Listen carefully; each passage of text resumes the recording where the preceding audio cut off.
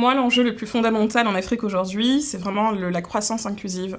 Et c'est très important parce que si on regarde déjà les défis colossaux auxquels nous sommes confrontés quand on se projette à 20 ans ou à 30 ans, ils sont assez inédits, de par leur taille et aussi de par leur rapidité. Parce que l'Afrique est la première zone géographique ou la seule qui doit répondre à un défi d'absorption, on va dire, d'1 milliard de personnes supplémentaires en 30 ans. Quand on sait que, par exemple, l'Europe a pris presque 100 ans pour tripler sa démographie dans des chiffres moins importants, pour passer de 200 à 600 millions d'habitants. Pour la Chine, ça a dû durer plus d'un centenaire pour passer de 500 millions à 1,5 milliard, et ils n'y sont pas encore, tout à fait.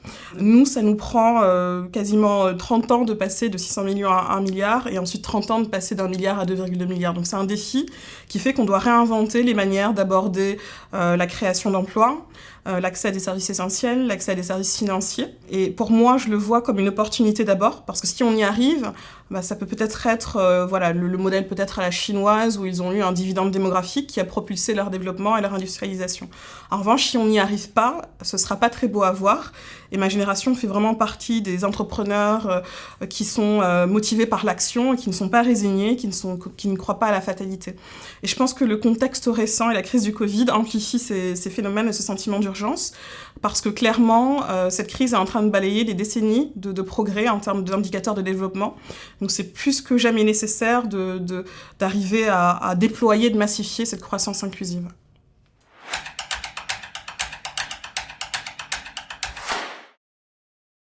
Dans ce contexte, et pour arriver à une croissance inclusive, il est indispensable d'arriver à créer des entreprises massivement, parce que c'est elles, finalement, qui vont créer des emplois. Si on regarde le contexte africain, on a 17 millions de PME, certes. Elles génèrent entre 20 et 40% du PIB selon les pays, mais elles génèrent entre 80 et 90% des emplois. Et on le sait, aujourd'hui, on crée 3 millions d'emplois nets par an en Afrique, alors qu'on aurait besoin, pour arriver au niveau qu'il faut dans 15 à 20 ans, de créer 20 à 30 millions d'emplois nets. Donc il faut créer des entreprises.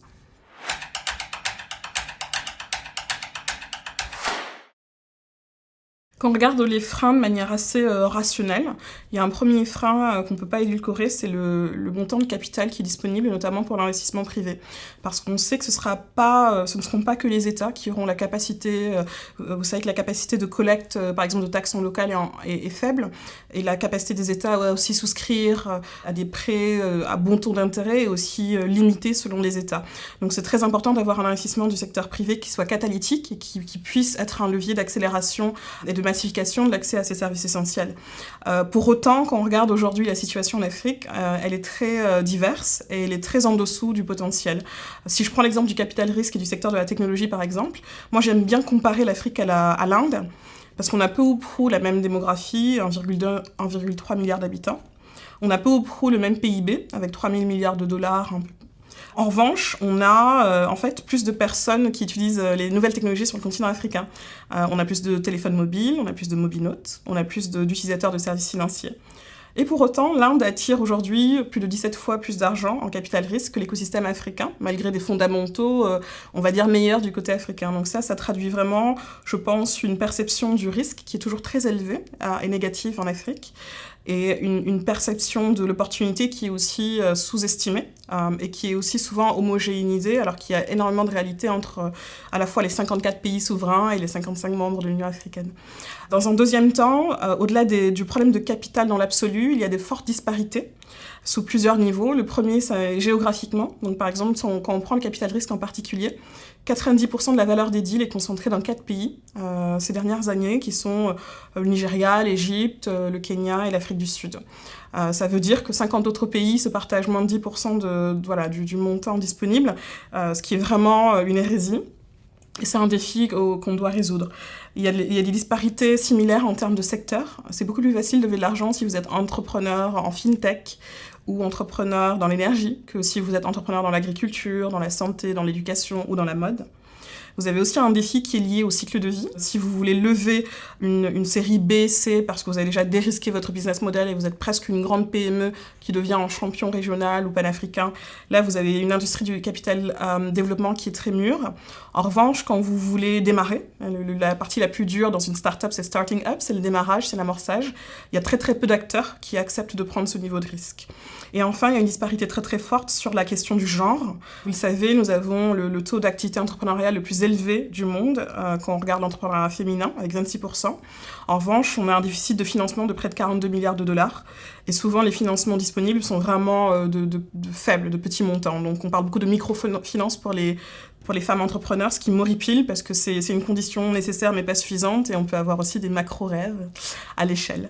Et je terminerai par parler au-delà du montant en financement disponible, des disparités liées au financement, des compétences aussi opérationnelles. Le capital, c'est une condition importante, c'est une condition nécessaire, mais encore une fois, elle n'est pas suffisante au succès. Je peux en parler, j'ai fait partie d'une aventure entrepreneuriale qui a levé énormément de fonds et qui est toujours sur une bonne trajectoire, mais derrière, il y a une capacité d'exécution qui est essentielle pour comprendre un petit peu comment fonctionne son marché, pour pouvoir arriver à une preuve de concept, pour pouvoir générer de la croissance profitable et pour pouvoir avoir une expansion régionale. Parce que dans les pays africains, davantage que dans d'autres régions du monde, la fragmentation des marchés fait que souvent les grands gagnants sont ceux qui ont réussi à dépenser leur marché d'origine. Et pour ces raisons, que ce soit l'AFD via le SIBC ou notre fonds d'investissement via nos activités d'accompagnement, ce sont des éléments qui sont indispensables pour vraiment complémenter cet apport en capital.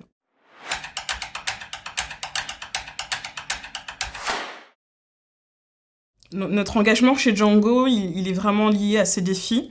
Et d'ailleurs, Django veut dire futur ou demain en Peul, parce qu'on a eu à, je pense, réfléchir à deux moments clés dans nos engagements respectifs. Le premier, ça a été pour moi de quitter le confort du conseil à stratégie, d'une situation stable, mais qui ne me connectait pas aux défis et aux réalités de mon continent, et pas assez, pour entreprendre et pour créer ce qui est aujourd'hui le plus grand site de e-commerce en Afrique, en association avec d'autres brillants entrepreneurs. Et le deuxième leap of faith, comme disent les anglophones, ça a été vraiment de décider de quitter une situation, encore une fois, peut-être de succès, en ayant réussi à diriger plus d'une trentaine d'opérations en Afrique, pour reprendre en niveau risque, et vraiment m'engager dans l'investissement parce que je me suis dit cette fois que pour quelqu'un qui a déjà accompli, c'est plus facile de lever de l'argent. Et pour quelqu'un qui a pu être perçu au début de sa carrière entrepreneuriale comme un outsider, c'est encore plus facile, on va dire, de se tourner vers des francophones, des femmes, des secteurs d'activité moins regardés, du début du cycle de vie, qui sont autant de freins aujourd'hui à l'essor d'un capital risque qui remplit ses promesses en termes de création d'emplois, etc. Et donc Django, notre thèse, c'est vraiment d'aider à apporter trois types de réponses. La première, c'est vraiment l'accès à des services essentiels comme la santé, l'éducation et les services financiers pour le plus grand nombre d'Africains grâce à la technologie. Le second, c'est vraiment l'accès pour des PME à des marchés, à une meilleure compétitivité grâce à la technologie. Et le troisième, c'est vraiment la création d'emplois, directs ou indirects, en particulier pour les femmes et les jeunes, encore une fois grâce à la technologie.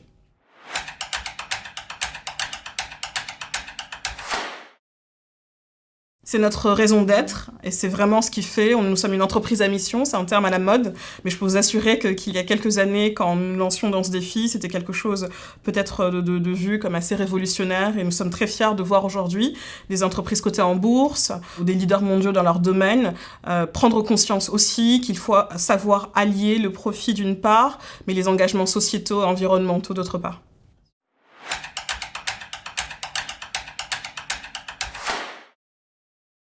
Pour lever des fonds, c'est très important d'arriver face à un investisseur. Donc, si demain vous frappez à ma porte pour recevoir un financement de Django Capital, je vais regarder plusieurs choses. D'abord, je vais regarder la réponse aux problèmes ou aux besoins, qui est quelque chose de très fondamental. C'est ce qu'on appelle la preuve de concept. C'est très très important parce que ça laisse préjuger du succès ultérieur. La deuxième chose qu'on va regarder, c'est la traction. Donc, qu'est-ce qui a déjà été accompli ? Et il ne faut pas se dire qu'il y a quelques étapes qui sont des étapes modestes, que ce soit parce que vous avez déjà dérisqué, parce que vous avez des revenus, que ce soit parce que vous avez déjà testé la capacité à payer de certains fournisseurs ou de certains clients, même si aujourd'hui, par exemple, c'est du gratuit, donc du freemium, que ce soit parce que vous avez convaincu votre famille ou votre communauté d'investir dans votre entreprise. Ces signes de traction sont très très importants pour nous donner confiance et pour matérialiser aussi votre propre engagement. Et ensuite, c'est absolument indispensable de pouvoir montrer que vous pouvez passer à l'échelle. Un investisseur, surtout en capital risque, il vient pour vous accompagner dans la durée, mais il sait que sa mission sera forcément limitée parce que si tout se passe bien, vous allez passer d'une phase d'amorçage à une phase d'hypercroissance, à une phase d'expansion et à une phase peut-être de cotation en bourse, je vous le souhaite en tout cas. Et pour ces phases-là, il y a d'autres acteurs qui peuvent prendre le relais, comme des acteurs de capital développement, etc. Et c'est très important de montrer que vous avez le potentiel de passer à l'échelle. Et aujourd'hui, la technologie est un levier incroyable de passage à l'échelle. Il vous permet de tester sur plusieurs marchés avec des publicités sur Facebook, sur Google, sur WhatsApp. Et donc vraiment de démontrer que vous pouvez passer à l'échelle. Et ça, c'est très très important dans le regard d'un investisseur. Et bien entendu, moi, comme investisseur à impact, je regarde beaucoup le supplément d'âme. Je regarde la cohérence, l'authenticité, la passion vraiment de l'entrepreneur et de son équipe dans la résolution des problèmes qui sont ceux qui motivent au départ l'aventure entrepreneuriale.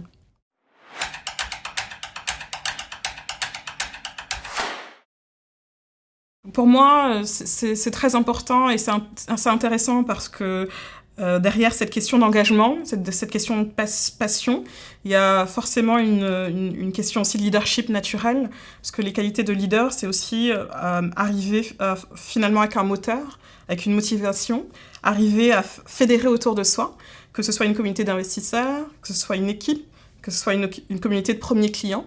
Et je pense que ces qualités de leadership qu'on peut voir dans d'autres environnements, même plus institutionnels, sont essentielles à la survie d'un entrepreneur.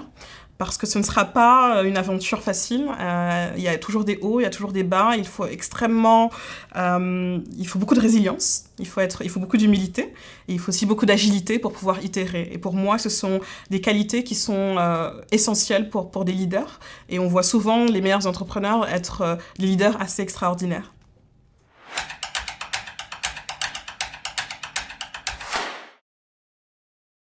Alors c'est intéressant. Est-ce qu'être une femme, ça change quelque chose ? Je dirais qu'il y a eu plusieurs étapes dans ma vie. Au départ, il y avait presque une forme de déni, parce que je suis quelqu'un d'extrêmement méritocrate. J'ai toujours été première de ma classe, boursière d'excellence, etc. Et donc finalement, ce sont des moyens, grâce à des accomplissements, de ne pas être renvoyée à un genre, une couleur de peau, etc. En prenant de l'âge et de la maturité, je me suis rendu compte que ma responsabilité allait au-delà de mon envie de prouver ou pas, et qu'il fallait être aussi dans une forme de transmission, quand on regarde par exemple le déficit d'accès au financement des femmes entrepreneurs. Et ce n'est pas parce qu'elles ne sont pas là. Hein. Je pense qu'il y a une étude de la SFI, de la Société financière internationale, le bras armé financier de la Banque mondiale, qui montre en fait que quand on regarde en amorçage, il y a en général 51% d'hommes pour 49% de femmes. Par contre, plus le tour de table augmente, plus on se retrouve à 90% d'hommes et 10% de femmes. Et lorsque je me suis posé la question du pourquoi, je me suis dit que ce serait trop facile de mettre la faute sur les autres. Et je me suis dit, tu as une capacité, toi, déjà, à devenir investisseur. Et on est très, très fiers d'être un des rares fonds de capital risque africain dirigé par une femme, avec un actionnariat majoritairement féminin et aussi un leadership majoritairement féminin, d'une part. Mais l'engagement ça ne s'arrête pas là. Et nous sommes engagés à investir 50% de notre capital. Donc pas 10, pas 20, pas 30, mais 50, pour être vraiment à une parité, parce qu'on est convaincu que le talent il est très très équitablement réparti entre les hommes et les femmes. En revanche, l'accès au financement ne l'est pas. Et c'est important pour nous de prendre ce genre de pari. Et pour l'instant, on est très très contents, parce que beaucoup d'études le montraient déjà, que ce soit en microfinance ou même pour des sociétés cotées. Quand vous avez des femmes leaders au board, la performance financière ou l'EBITDA augmente. Et je vous invite d'ailleurs à regarder, il y a une étude de McKinsey qui sort depuis 10 ans, qui s'appelle Women Matters, qui montre de manière très rationnelle, pragmatique et clinique cette performance des femmes leaders.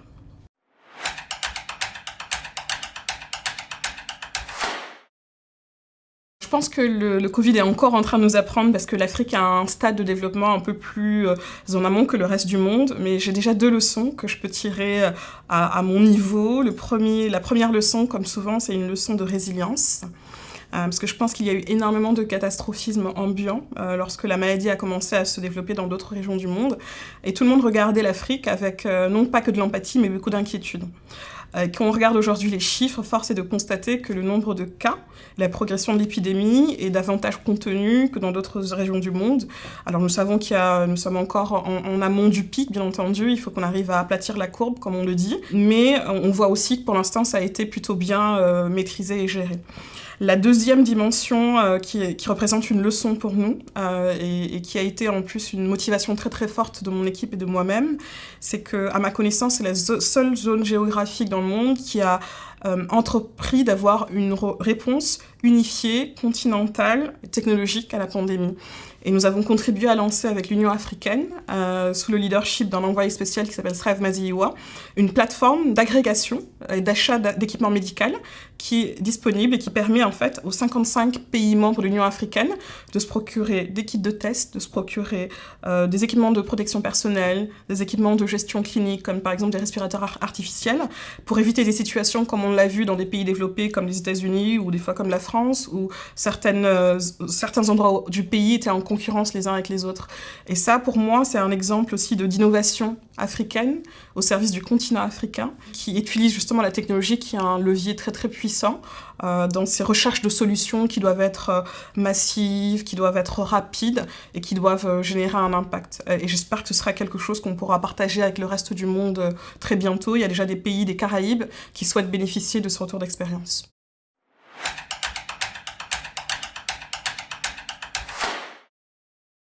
Alors, je vais commencer par les personnalités et finir peut-être sur les livres. Et c'est intéressant parce que c'est très difficile pour moi de répondre. Ce que je vois de manière évidente, c'est que ça a été souvent des personnalités féminines. D'abord, ça a été... et c'est ma mère. Ma mère est une femme brillante. Elle n'a pas eu les mêmes opportunités d'études que moi, mais elle a été toujours première. Ça a été une des premières bachelières de son quartier. Et c'est très important pour moi d'avoir aussi l'humilité de tenir le flambeau et d'arriver à utiliser mes études pour faire pour ma communauté davantage que ce qu'elle a pu, elle, faire en son temps, du fait, à nouveau, pas par manque de talent, mais par manque d'accès à des opportunités aussi importantes que les miennes. Donc c'est mon premier modèle et ma première inspiration jusqu'aujourd'hui. Quand il s'agit de livres, il y a deux personnalités qui me viennent à l'esprit. Pour des raisons différentes. La première, c'est Sheryl Sandberg, qui est COO de Facebook, qui a écrit un livre qui s'appelle Lean In, qui a été pendant souvent mon livre de chevet, surtout quand j'avais des grands questionnements, ces moments de leap of faith.